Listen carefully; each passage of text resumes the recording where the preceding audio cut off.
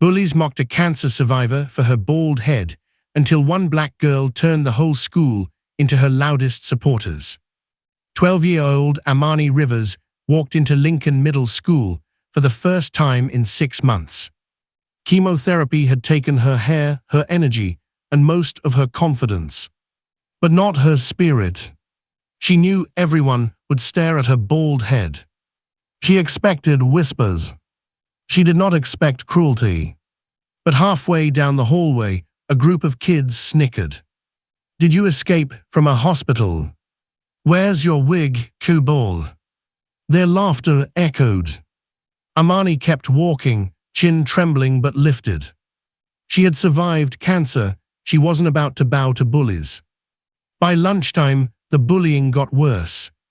A boy named Tyler secretly recorded Amani as she picked up her tray. He zoomed in on her bald head and posted the video with the caption, "Walking Q-tips spotted in the cafeteria." Within minutes, students were laughing at their phones. Amani saw it. Her stomach dropped. Her eyes burned. She left the cafeteria without eating, hiding in the bathroom stall where the sound of notifications felt like needles. But she didn't cry. Cancer had taught her how to fight silently. The next day, someone sat beside Amani on the empty bleachers. A tall black girl with braids and fierce eyes. Zara Monroe, the school's best athlete and one of the most respected students. "I saw what they posted," Zara said. Amani braced for pity. But Zara grinned. "You know what I saw? A warrior." Amani blinked. "A what?" Zara nodded. "You survived something most adults couldn't handle. Those kids have no idea how strong you are." For the first time since returning, Amani smiled. Zara wasn't just supportive. She was strategic. "We're not getting revenge," she said. "We're teaching them a lesson." Amani tilted her head. "How?" Zara's eyes lit up. "You'll see." That evening, Zara called her friends from the dance team. They practiced a routine late into the night. Amani didn't understand exactly what Zara was planning. But she trusted her. The school held a talent assembly every month. Zara signed her group up, including Amani. When Amani found out, her eyes widened. "Zara, I don't even have hair." "Exactly," Zara said. "That's your power." Amani hesitated. "But everyone will stare." Zara placed a hand on her shoulder. "Let them, we'll give them something worth staring at." Amani stood backstage, heart pounding but steady, every beat syncing with the deep bass vibrating through the gym walls. The air buzzed with excitement from the talent show crowd, students chatting, laughing, whispering, completely unaware of what was about to hit them. Tyler and his friends lounged in the front row, wearing identical smirks, as if they already knew they'd be entertained, but not impressed. They had spent weeks mocking Amani, whispering insults behind her back, pointing at her bald head with cruel snickers. They thought tonight would be another chance to laugh. They had no idea how wrong they were. The lights suddenly dimmed, and a hush washed over the room. Conversations died mid-sentence. All eyes shifted to the stage as a single spotlight flickered on. Then, through the darkness, Amani stepped forward. She didn't walk timidly, she walked with purpose, each step echoing like a drumbeat across the gym floor. Her silver outfit caught the faint glow of the spotlight, shimmering like liquid metal. Bold streaks of face paint carved fierce shapes across her skin, giving her the aura of a warrior stepping into battle. But the centerpiece, what drew every eye instantly, was her headpiece. Glowing softly like a halo forged from moonlight, it framed her bald head with radiant pride instead of trying to hide it. The gym gasped at once, the kind of sound a room makes when it sees something completely unexpected.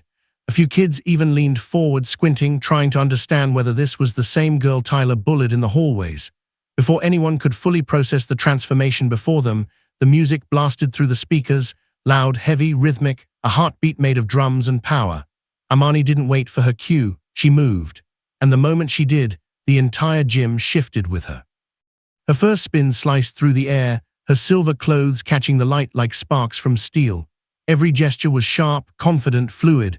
She didn't dance like someone trying to impress the crowd, she danced like someone claiming her place in the world. The rhythm traveled through her body like electricity, and each step felt like it carried a message. "You didn't break me." Gasps turned to stunned silence. Then awe. Tyler's smirk faltered almost immediately. His friends stared, confused at first, then almost intimidated. They weren't watching the shy, quiet girl they thought was beneath them.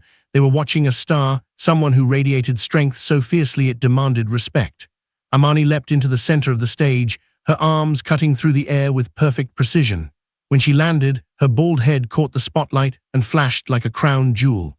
The very thing they mocked became the brightest part of her performance. It didn't look like weakness anymore. It looked like power. Every move she made told her story. The chemo sessions, the exhaustion, the tears she refused to let win, the days she looked in the mirror and chose strength anyway. She wasn't just performing a dance routine. She was showing her survival, her courage, her refusal to bow to cruelty.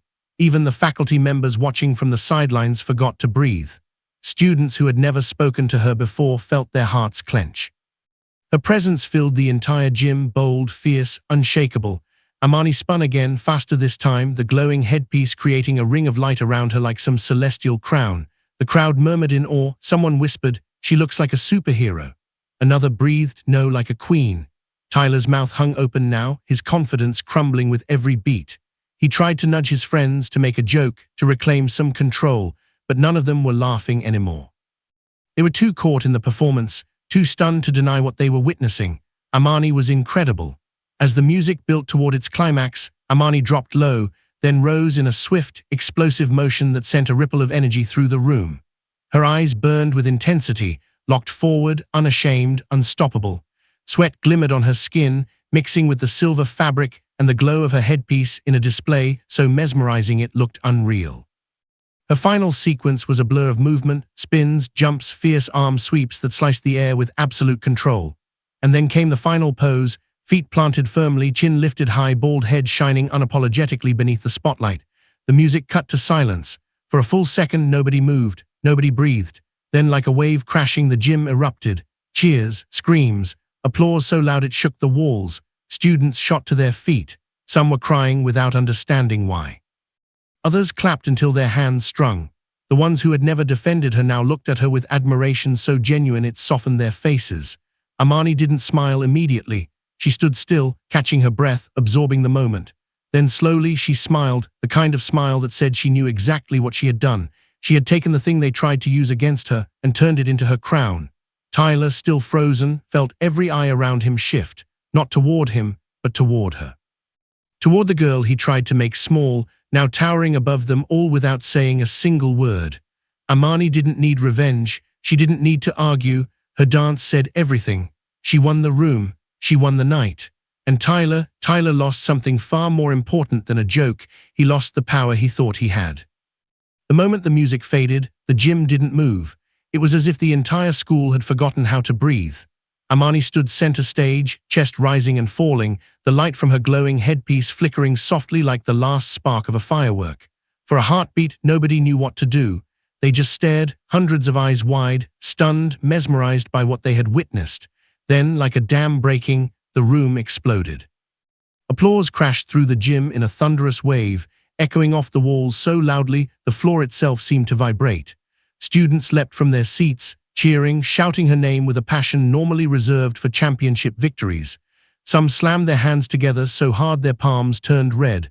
Others cupped their mouths as they screamed, "AMANI, AMANI, AMANI."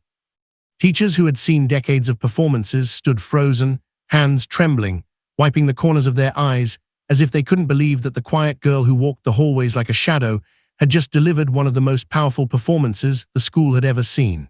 A few teachers exchanged glances, half pride, half astonishment, because they suddenly understood they had been underestimating someone extraordinary. Even the principal clapped harder than she ever had, almost laughing in disbelief. Meanwhile, in the front row, Tyler felt everything collapse around him. His phone slipped from his hand and hit the floor with a clatter he barely heard. His jaw hung open, eyes fixed on the stage, as if he were watching something impossible, like the universe rewriting itself right in front of him. He had spent months mocking Amani, snickering with his friends about her bald head, tossing cruel jokes like darts. But now those same friends stood rigid beside him, their eyes wide with shock, not daring to look at him because even they knew Tyler had crossed the wrong person. Not dangerous, not loud, just powerful in a way none of them ever saw coming. Shame crept across his face like a slow burn. The crowd's reaction wasn't just admiration, it was a declaration. This girl, the one he mocked, was now the most admired person in the room. Every cheer was a reminder. Every shout of her name was a spotlight exposing his cruelty. Tyler tried to swallow, but his throat felt dry, harsh, as if the truth had lodged there. He wasn't the big one anymore. He was the small one, the invisible one, the wrong one. Amani, still catching her breath, blinked in disbelief as she saw the wave of students standing, clapping, screaming for her. Zara pushed through the front of the cheering group, her grin so wide it almost split her face. She reached the edge of the stage, cupped her hands, and shouted, "Yes, Amani, that's what I'm talking about." Amani let out a breathy laugh, half joy, half shock, her chest still rising from the intensity of the performance. Zara hopped onto the first step of the stage and leaned closer, eyes glittering with pride and triumph. She whispered, just loud enough for Amani to hear over the roar, "Told you, power." Those two words hit deeper than applause. They weren't just encouragement, they were truth. Zara had seen it from the beginning, even when Amani couldn't see it in herself. And now the entire gym saw it too. Amani wasn't just the girl who survived. She wasn't the girl who was mocked. She wasn't the girl who hid beneath hats or hoodies to escape stares. She was a force, a presence, a moment no one in that gym would ever forget. As the crowd kept cheering, some students climbed onto the bleachers to get a better look at her, waving their arms like she was a superstar at her concert. Even students who didn't know her name 5 minutes ago were shouting it now with full pride, as if they had been cheering for her their entire lives. And in the middle of that storm of applause, Amani finally allowed herself to smile. Not a small smile, a real one, wide, bright, victorious. She lifted her chin, letting the spotlight hit her bald head like a crown carved from light. And for once, the world didn't look away. It looked up, it admired, it celebrated. Tyler, meanwhile, sank low in his seat as he watched the girl he once mocked rise higher than he ever had. He could feel the weight of every eye shifting away from him and toward her, as if the entire universe had tilted. Amani at the center, radiant, unstoppable, undeniable. The gym roared louder. Zara squeezed Amani's hand and whispered again, this time with a little laugh, "They're never gonna forget this." And she was right. They wouldn't, because tonight, a girl who had been laughed at became a legend. When the assembly ended and students poured out of the gym buzzing with excitement, admiration, and the leftover electricity of Amani's performance, Tyler lingered behind, frozen in place as everyone else rushed past him. He watched Amani surrounded by classmates, people who had barely noticed her before, now showering her with compliments, asking questions, begging for photos, telling her she was incredible, inspiring, unforgettable. His stomach twisted with something unfamiliar, something he had never felt during all the moments he and his friends mocked her. Guilt. Heavy, sinking, uncomfortable guilt. He waited until the crowd around her thinned, until the loud cheers faded into distant echoes down the hallway, and only then did he force himself to walk forward. His steps were slow, hesitant, as if each one weighed 10 pounds. His face burned red, not from embarrassment alone, but from the realization that he had been cruel without reason, thoughtless without cause, and cowardly without ever noticing it. When he finally reached her, Amani looked up with calm eyes, not angry, not bitter, just tired from the emotional whirlwind of the day. Tyler swallowed hard, his voice cracking before he even spoke. "Amani, I'm sorry," he muttered, staring at the floor because he couldn't bring himself to meet her gaze. "I didn't know. I didn't realize," he trailed off because the rest of the sentence, "I didn't realize you were strong. I didn't realize you could fight back. I didn't realize you were human," felt too ugly to say out loud. Amani inhaled deeply, not out of anger but out of patience. She had dealt with cancer, needles, hospital rooms, fatigue that felt like sandbags tied to her bones. She had dealt with fear so heavy it pressed into her dreams. Compared to that, Tyler's apology felt small, almost harmless, but it still mattered. She looked at him steadily and said, "You don't have to understand cancer to understand kindness." Her voice was gentle, but her words struck like truth carved in stone. Kindness wasn't complicated. It wasn't something you needed medical knowledge for. It wasn't something that required experience with suffering. It was simply a choice Tyler had refused to make until now. He nodded slowly, shame washing over him like cold rain. For the first time, he truly felt the weight of how he had treated her. "I'm sorry," he whispered again, this time barely audible. Amani didn't respond with forgiveness or anger. She simply nodded, accepting the apology without excusing the behavior. It was enough. Tyler stepped back, feeling smaller than he ever had, but also knowing he had taken the first step toward being someone better. As Amani walked down the hallway, her silver outfit tucked safely into a bag, and her glowing headpiece now dimmed but still warm in her palms, she felt the day shift into something even bigger. Word of her performance spread through the school before she even made it to her next class. Students replayed videos on their phones, gasping again at her spins, her power, her presence. Teachers stopped her between periods just to tell her how proud they were. The whispers that once followed her silently, "That's the girl with cancer," were replaced with more powerful ones. "That's Amani, the dancer, the warrior, the girl who owned the stage." Within an hour, clips of her performance began appearing online. Someone posted a slow-motion edit of her final spin on TikTok with the caption, "A queen reclaiming her crown." Another student added music and called her stronger than anyone in the room, racking up thousands of likes before lunchtime. A hashtag with her name started trending locally, then regionally. Photos of her glowing headpiece spread across Instagram, shared with comments like "Iconic. This is what courage looks like. She just shut down every bully in that gym, and I don't even go to that school, but wow." The same social media platforms that once fueled the mocking comments about her bald head were now praising her courage, her strength, her brilliance.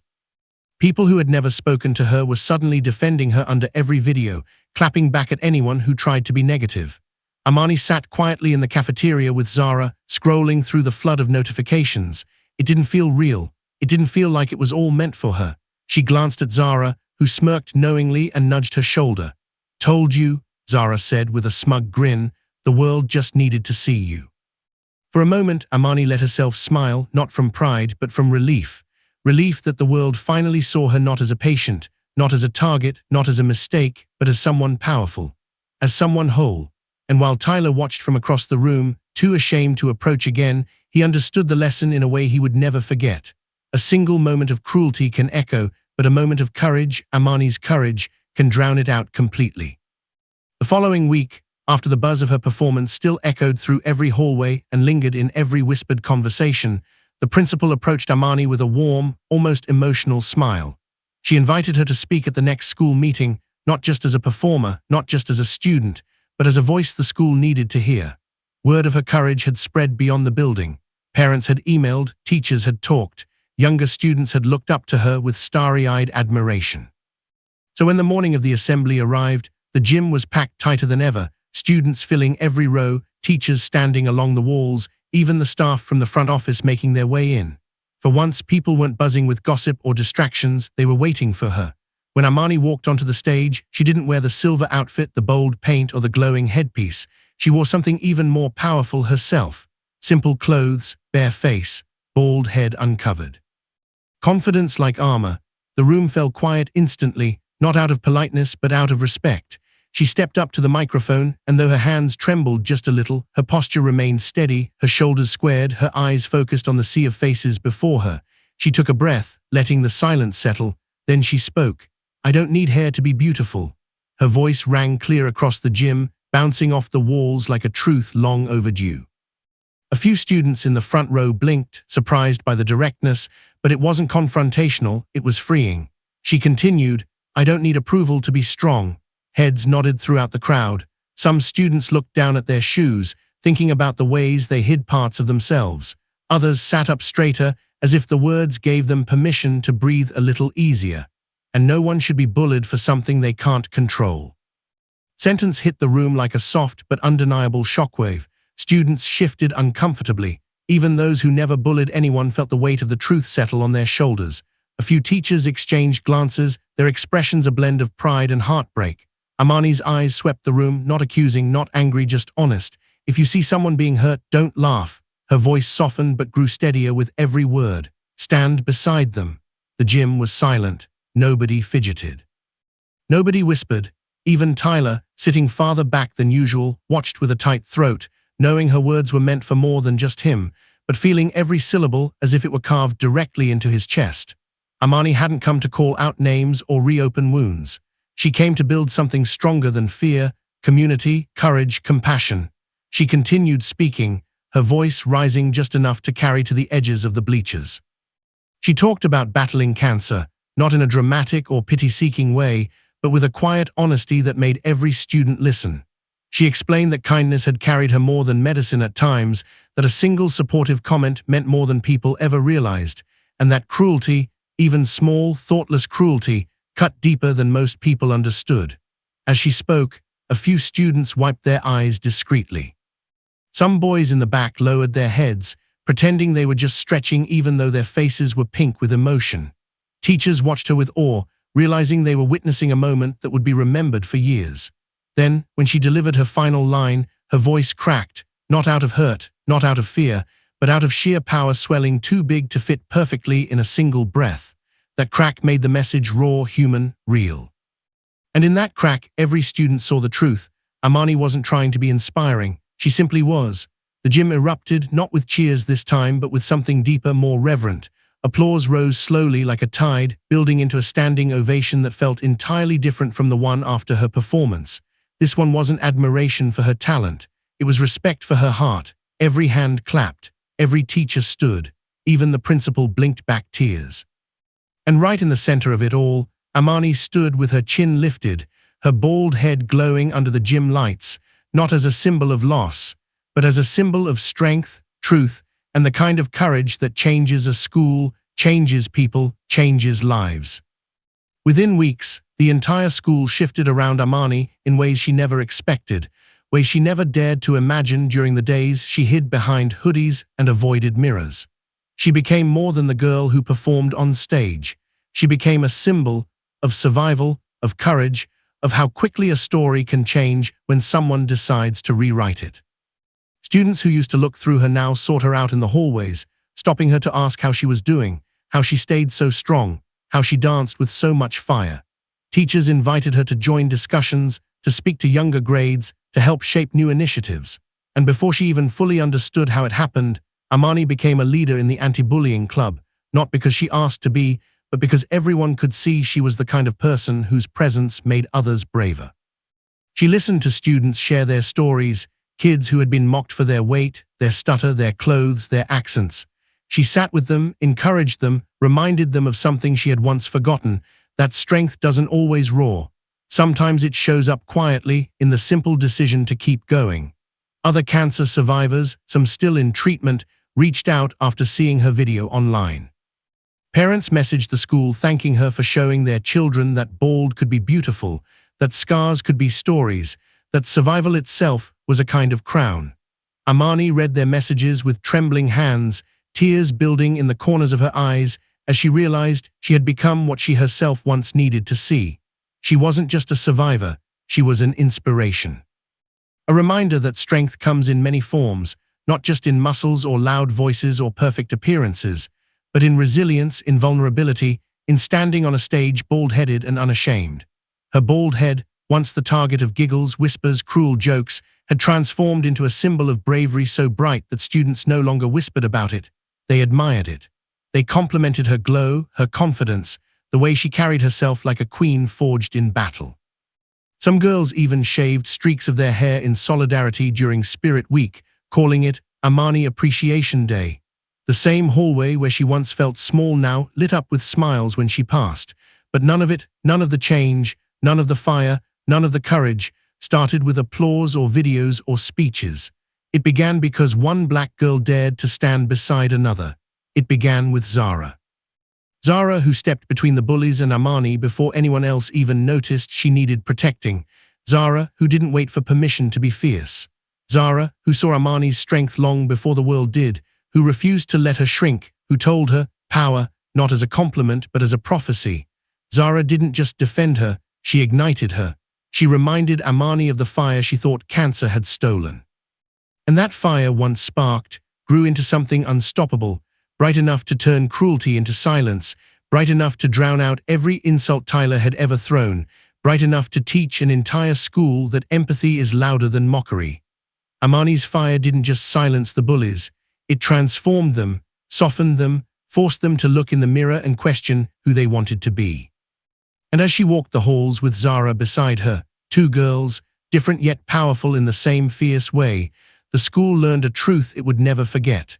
Courage is contagious, kindness is revolutionary, and sometimes all it takes is one person standing beside you to help you remember the fire you carried all along.